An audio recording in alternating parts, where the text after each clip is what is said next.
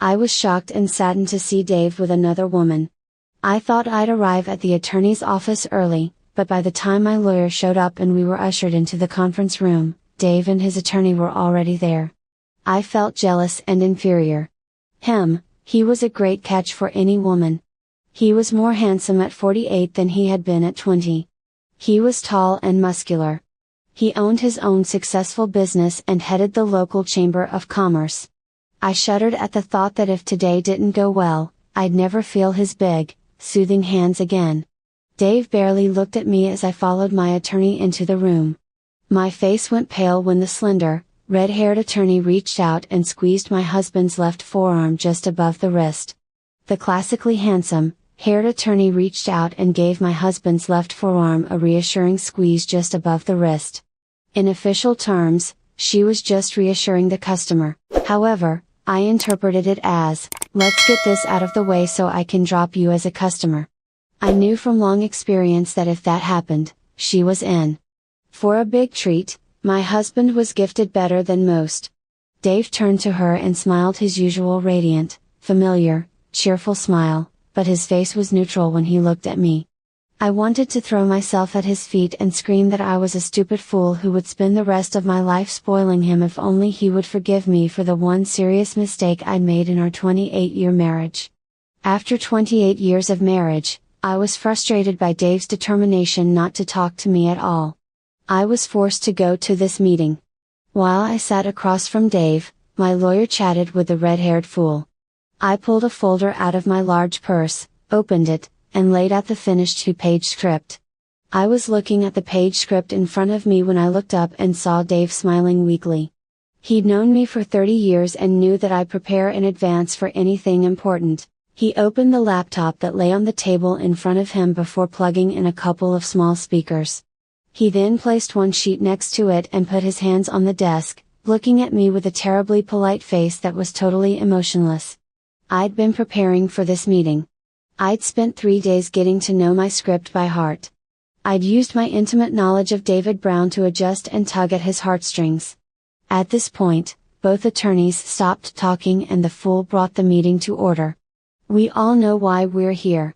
The defendant, Mrs. Juliana Brown, has agreed to sign a divorce petition if my client, David Brown, will listen to her for at least an hour. If everyone is ready, I suggest that we let the hour begin right now. She turned the knob of the small kitchen. The timer on the table in front of her started ticking loudly, which made the silence in the room even more noticeable. I was annoyed that Dave hadn't agreed to meet privately, but had insisted that the lawyers be present. I was going to have a long chat with Dave for the next 45 minutes before I got him to admit that he had done something to partially justify my behavior. It's all embarrassing enough when it's just the two of us present, it's even more humiliating in front of others. Oh well, there's no point. I had no choice but to dwell on the negatives. I glanced at my notes on the table and crossed my fingers. My friend Sonia had used my first gambit to convince her husband not to kick her out when he caught her cheating. Their egos are damaged, she said. Thanks for agreeing to meet with me today, Dave.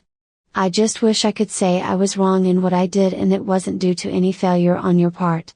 It all came down to me being selfish. I realized I was a selfish fool. It had taken me days of introspection to come to that conclusion, and I knew Dave would be pleased with my honesty. It was important to make it look like I was taking all the blame before subtly placing the thoughts he would probably put in his head. I firmly believed that Dave wanted to forgive me with all his heart, but he needed an excuse to do so. I was aiming to give him that excuse. If the kids were home, I'd play the "Oh Dave, you can't destroy the family" card, which would guarantee success. I glanced at his face to see how he took my speech and was stunned by his reaction in the silence of the room. The expression on Dave's face was still neutral. He didn't even look at me. He simply picked up his pen and checked the I was so taken aback by his reaction that I almost forgot what I was going to say. I had basically said what he was expecting me to say, which made me question my confidence. I had spent 30 years getting to know him, and he had spent that time looking back at me.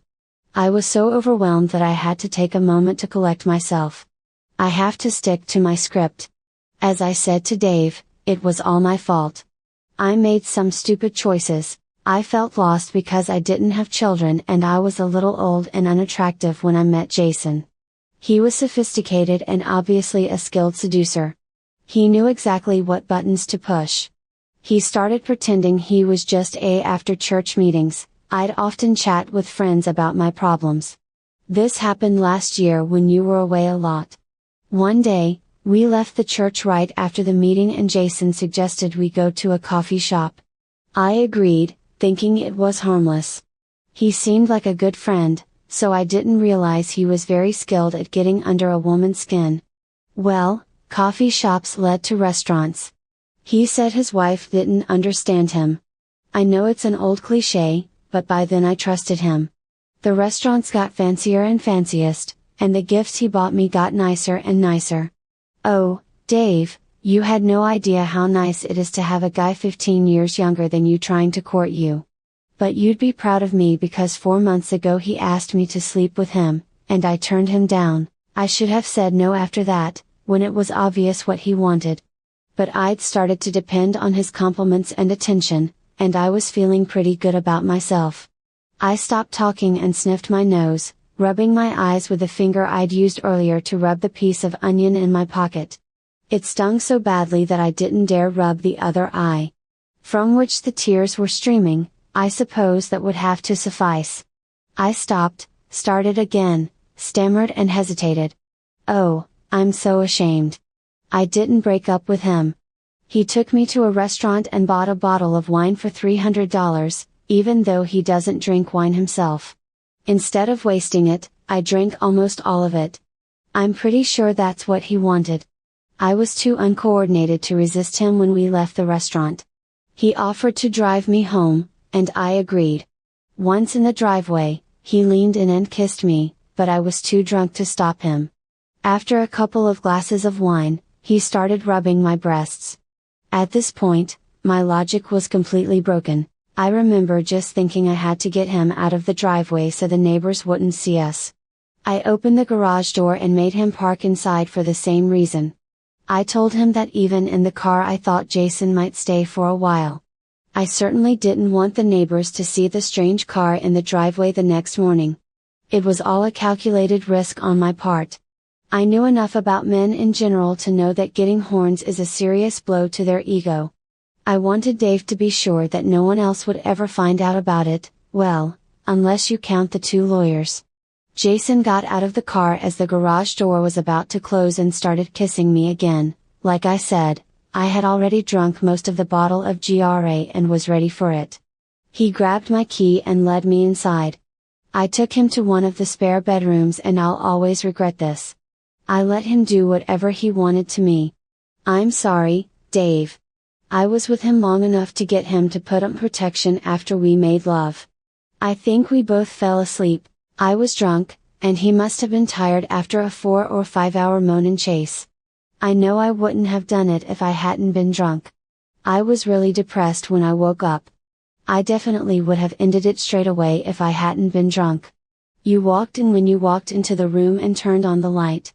I've never been so embarrassed in my life. The look of pain on your face just killed me.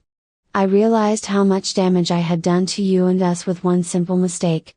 With tears still streaming from one eye, I turned to him in a pleading way. I've spent a lifetime with my husband, so I could read his face like an open book. I could see how my plea was going down. Well, it wasn't true. His face stayed neutral. He wasn't even looking at me. He was actually fiddling with the laptop in front of him. I thought he was writing notes until he clicked on a link on his screen. A voice came from the speakers. It was my voice, saying, "You don't kiss me. You stink of beer, how about you rotten breath?" What I had was one lousy glass of white. The audio clip stopped, and there was a thunderous silence in the room. I think that's what it was. The roaring sound in my head drowned out everything else. Yes, I felt embarrassed and humiliated when Dave had caught me that night with Jason. Lifting Jason up by the hair and beating the hell out of his naked body, but that was nothing compared to the fact that I had just been caught in a huge lie. It threw me off balance completely.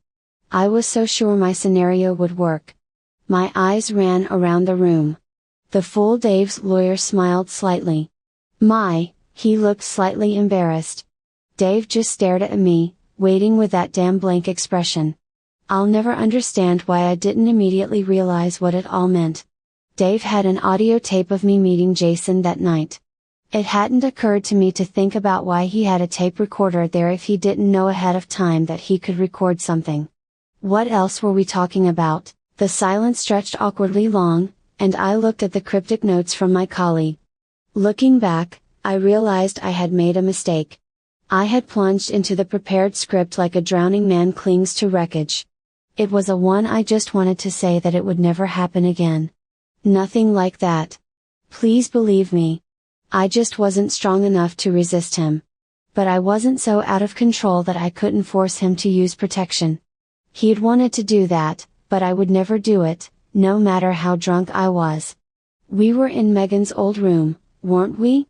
Dave just looked at me sadly. I didn't know which was worse, his sad face or his impassive one. He shook his head and turned back to the computer. I felt rather. I cringed when I heard him double-click the icon. It was really hot looking at your body. Then, just as it ended, there was another double-click, and Jason's voice again. When can I make love to you in your husband's bed? That was so cool. This time, Dave clicked and cut off the clip. He just looked at me silently, accusingly. What could I say? Everything I said was blown out of the water, not by Dave but by my own words. Contraceptives. It was a drunken mistake, not to horn in on my husband in his own bed, all exposed as lies in just 30 words. I was at a loss for words, although it was embarrassing. I looked at Dave, searching for some kind of clue. His neutral gaze still gave nothing away. Through my side vision, I noticed my lawyer glance at her watch. It made me focus on the loudly. The clock was ticking, and I realized that the 60 minutes I'd bought to try to get my marriage back were flying by. I had to admit that I'd made a spectacularly bad mistake. I forced myself to suppress my panic. Sorry about the lie, Dave. I'd only told it to make you think it was just a one-off. I was thinking about how I could get out of this without hurting you any more than I already had. I went back to silence. Should I tell you that I'd been seeing Jason several times a week for over 6 months? The problem was that I didn't know what you knew. You knew from recorded conversations that the night you walked in on Jason and me wasn't the first or only night you'd been with me. But what else did you know? The fact that you'd hidden the recorder where I usually did with Jason suggested that you suspected at least one more time. I just didn't know. I knew that if I got caught in one more lie, it would be over. Julianne, it's time to be vague, avoid details and stick to the facts. It would be a lie, but one that would make me look better. But I kept coming back to the fact that I had no idea how long Dave had known about my extramarital activities. I decided to remain silent on the matter. However, I can't remain silent on every issue. I had very little time to change this disastrous situation. Not knowing what to do, I looked at my notes. I discarded the first few paragraphs after I was exposed. I focused on a couple of words I had capitalized, but I never stopped loving and I've always loved you, Dave. Jason was just another thing in my life that didn't affect our relationship. He was just too much if I can describe it that way. When I stopped talking, Dave looked at his laptop screen again. He frowned and seemed to be struggling to find something. For a split second, his expression changed from neutral to confused. Then he relaxed again. Hearing the recording of the soundtrack he'd made earlier, I realized his frown meant he was looking for something. I wish he hadn't realized he was starting over from the beginning of the clip. I listened again to Jason's question about making love to me in the marital bed. I cringed once again, my own words condemning me. I've told you before, never again. I slumped even lower in the seat, knowing what words would follow next. Saying them made me feel smug, but I wasn't anymore. You have to admit, your husband. He can be a bit of an ignorant jerk sometimes. How did we manage to get away with it that time? He came home early and I had to hide in the closet. He's a bit of a jerk, but he's my jerk. When we first started our case here, I thought it was cute that he trusted me so much that he never saw even the most obvious evidence. Now, however, I agree with you. He's just an ignorant jackass sometimes. I wonder if you and I could have made love right here while he was in our room and see if he noticed the sneer in my voice as well as the words themselves. I realized I was wasting my time with those words and that tone. I couldn't even convince myself that I loved and respected my husband, let alone him. Once again, I was thrown into a spiral of confusion. Before this meeting, I had convinced myself that I loved and respected Dave, but after what I had done and said, how was that possible? In the tense silence after the last nail in my coffin, Dave turned to look at me, but I couldn't face him, so I turned to look at his lawyer. There was such contempt on her face that I even flinched. If I had any doubts that Dave was more than just another client to her, they were blown away by the emotion in that expression. I took my gaze away from her and now looked at my lawyer. She wasn't quick enough to hide her contempt either, so here I am in a room fighting for my future surrounded by people who think I'm something they stepped into at the dog park and one of them should be on my side.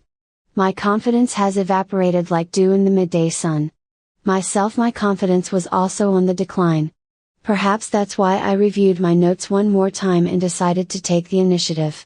Dave, I have to say that over the past 6 months or so, you've been paying less and less attention to me, taking me for granted, and going out of town more and more. I'm sure you'll agree that business and, if I may say so, your apparent distancing from me, has coincided with the kids leaving home and my feeling lost. I'm sure you'll agree that I needed you more than ever at the time, but you didn't tell me I wasn't as old and unattractive as I felt. I'm sure you'll agree that I needed your comfort more than ever, but you weren't there. I needed it most. I paused, and Dave's gaze returned to his screen. His fingers danced again, and I cringed. The file he'd chosen opened as Jason spoke. I realized it was right after our second round of lovemaking that horrible night, shortly before Dave tore us apart. Sorry, doll, but we hadn't been together for almost 2 weeks. Oh, you know I like it, Rue, seriously. 2 weeks is too long. Can't we see each other more often? Oh, stop whining. It's been 2 weeks for me too, and I have needs, especially after you asked me to cut Dave's diet. He had a 3-week planned a day trip last week, but it was cancelled at the last minute. You only made love to me tonight because of an urgent meeting he had to go to. I wish he'd get out of town more often, too. Well, I want more, Jason said irritated. You'll get what I give you once again. The clip was interrupted, and I lowered my eyes to the table to avoid the 3 judgmental stares. I remembered my state of mind during the last conversation. The truth was that I was enjoying having a lover, even if it was just a fling. Jason was young and full of energy, and I was starting to lose interest. I'd lost respect for Dave because of my actions with Jason, and that was starting to bother me. I think the loss of respect was the main reason for my emotional distance from Dave. Even though I was preparing to blame Dave for pulling away from me, I realized it was a lie to keep betraying him. I was emotionally divorcing Dave. I was cutting him off in bed. It was an easy decision because Dave's loving caresses were so different from Jason's impatience that it was impossible to confuse the two. It made me realize that what I was doing was very wrong, so I started rejecting my husband's advances. Well, he pushed for a while, then he stopped suddenly. I realized that I should have been screaming for my attention months ago. Dave suddenly gave up his love life around the same time he started working longer hours and going away more often. At the time, I thought he was emotionally distancing himself from me, and he was distancing himself from me too. I closed my eyes, completely confused about who was distancing themselves from whom. Then something clicked. Dave must have known a long time ago. That's why he knew to hide the recorder in Megan's room. My whole approach to this meeting was to minimize my crime. I was trying to cure Dave's wounded pride. I thought I was soothing a recently wounded bull, but if I was right about what he'd known at least 2 weeks before he discovered and confronted me, then he was far more devious than I'd thought. I was wasting my time appealing to his emotions. Long story short, I had no idea what to do. I'm much better at planning than being spontaneous, hence the 2 pages of notes. But I had to do something, time was running out. The ticking of the clock confirmed it. In desperation, I picked up my notes and looked for hope. The pounding in my head, making absorbing words a very slow process, nothing popped out. Then I realized that the notes were a distraction as the game had changed dramatically. If Dave knew I was going away for a while, what was his state of mind? He certainly resented my betrayal, but he was more concerned about my motivation than anything else. Was I not satisfied with the quantity and quality of his love? Did I find him boring? Was I in love with Jason? Was I really going to? I had to get away from it all. I could fix my fears and doubts. I looked into those expressionless eyes and wondered if I should risk another lie. I needed to remember what else Jason and I had talked about that night. I needed to be sure it was the only night David had recorded. Surely the sequence must have been set up. I had to confront him. He couldn't be sure for long. He just wasn't a good actor. I desperately wanted to convince him of the truth. I still loved and respected him. My desperate wish that he wouldn't leave me was proving it. It was far beyond my fear of losing his very comfortable lifestyle. But how could I convince him that I respected him? After all, we'd all heard me call him a jerk in front of my lover. What was the point of trying to justify denigrating him in front of my lover? It would only create a common bond between Jason and me. Nothing I could see would change that. If I caught him cheating on me, I knew I'd have to work hard to convince him that I loved and respected him. I needed to give him time to see that I wasn't going to sign the divorce papers right away. But how long would it take for him to realize that? I knew I had to make a good impression. I looked across the table at Dave. I know you feel like I've lost my love and respect for you, Dave, but I assure you I never have. I love you and our life together. I want to end my days with you and only you, after seeing what life is like without you and remembering the shame I felt when you caught me. I will hold myself together for the rest of my life.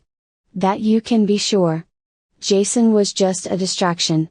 He was a little sugar hit when I craved an ego boost. I didn't love him and I had never meant to run away with him. It was wrong, especially after he suggested we have less sex. I don't know why I agreed, especially after I convinced myself I was just giving him more than you could handle. He wasn't any more experienced or attentive than you were at his age. I was only motivated by selfishness. It was an ego trip. It was nice to make love before my body lost interest in sex, but it was completely passionless.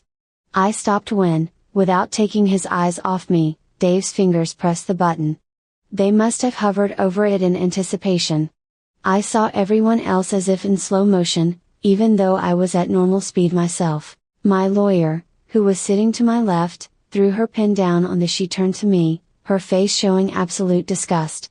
It was clear she couldn't even pay someone to be on my side. Dave's lawyer leaned to the side to get a better view of the laptop screen. That's when I realized Dave wasn't playing sound files as I had assumed, but video clips. That made it even worse. Dura grabbed her husband's arm again as a sign of physical support. Dave's reaction couldn't have hurt more even if he tried. Thankfully, he wasn't looking at me, but at the screen in front of him. His neutral expression disappeared, but only for a split second. I could see the devastation he must have felt when he discovered that the man who was supposed to have his back was betraying him. I saw a lone tear roll out of the eye closest to me as he agonized. Or was he stealing himself by staring at the screen? The last remnants of my mind registered a couple of now irrelevant facts. The recording had been made at least 3 weeks before the collision, which meant Dave had been watching me betray him for some time, enough to see a pattern.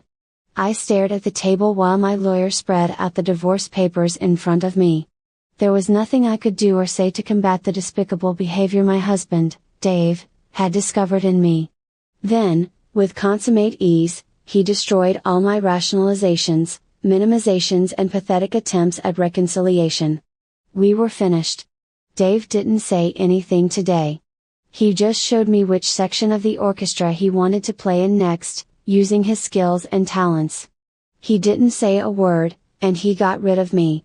I didn't stand a chance as soon as he turned on the last clip. He knew exactly what I was going to say and when. I'd made up my arguments based on my intimate knowledge of him. After watching him for 3 decades, I'd forgotten that he'd been watching me for a similar amount of time too. Looking back at me with his intelligent, penetrating eyes, the shame and humiliation was unbearable. Finally, it triggered my flight response.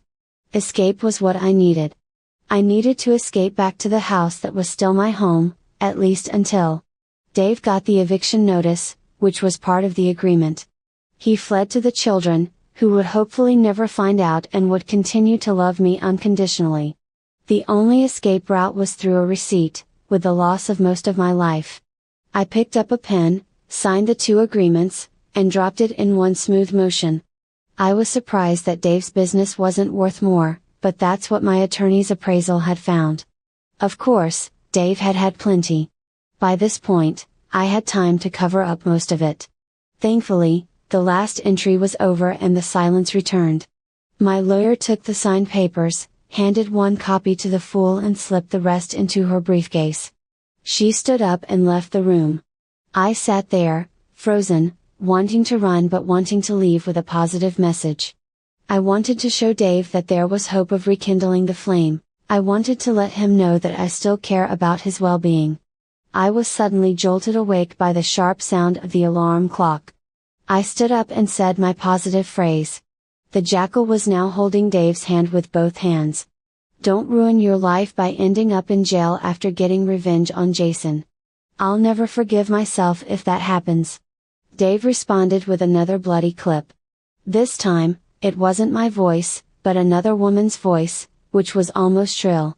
Voice, is that what that little creep did?